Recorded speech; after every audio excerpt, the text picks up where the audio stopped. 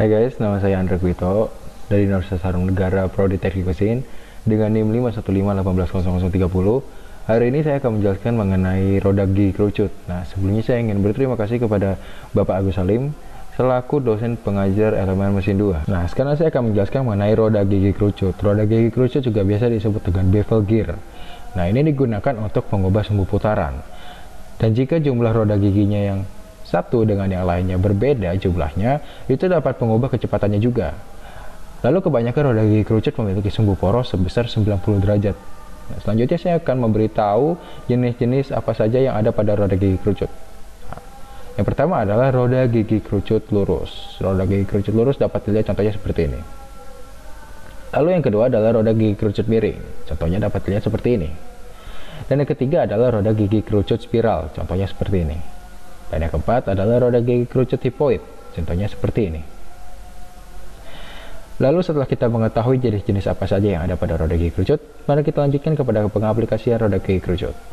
Roda gigi kerucut diaplikasikan pada berbagai macam bidang industri, termasuk otomotif. Salah satu contohnya adalah roda gigi kerucut dapat diaplikasikan kepada diferensial atau gardan mobil. Seperti ini gambarannya.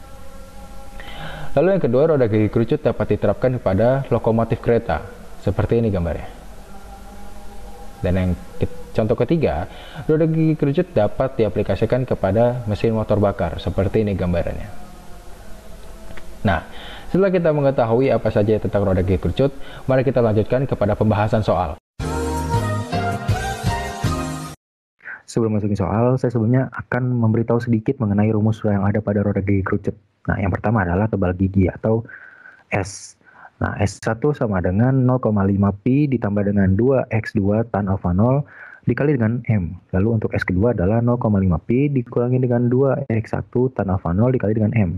Di mana alfa 0 ini adalah sudut tekan dan M adalah modul gigi. Lalu yang kedua adalah radius lingkaran, di mana X1 sama dengan D2 per 2 dikurang dengan HK2 sin delta 1. Untuk X kedua adalah D1 per 2 dikurang dengan HK2 dikali dengan sin delta 2. Di mana delta di sini adalah sudut kerucut jarak bagi dan D adalah diameter. Lalu untuk tinggi kepala atau HK dengan rumus HK1 sama dengan 1 ditambah X1 dikali dengan M.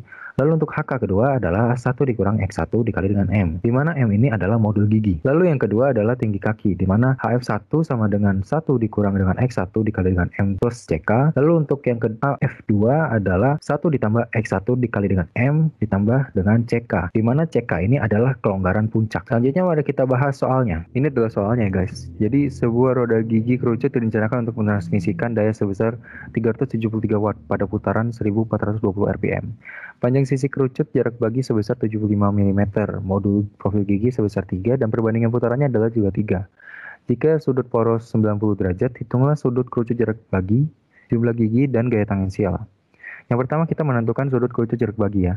Delta 1 sama dengan tan pangkat min 1 dikali dengan seper I, menjadi tan pangkat min 1 dikali dengan sepertiga, hasilnya menjadi 18,43. Lalu delta yang kedua adalah sudut poros dikurangi dengan delta 1 menjadi 90 derajat dikurangi dengan 18,43 derajat, hasilnya adalah 71,67 derajat. Yang kedua adalah menentukan jumlah gigi. Yang pertama kita cari adalah D1. D1 sama dengan 2R kali sin delta 1. Ini berinya D2 adalah pemakaian delta 1 dan delta 2 saja. Nah, D1 sama dengan 2 dikali dengan 75 dikali dengan sin 18,43 derajat. Hasilnya adalah 47,42 mm. Lalu yang kedua, 2 dikali dengan 75 dikali dengan sin 71,67 derajat, menjadi 142,39 mm.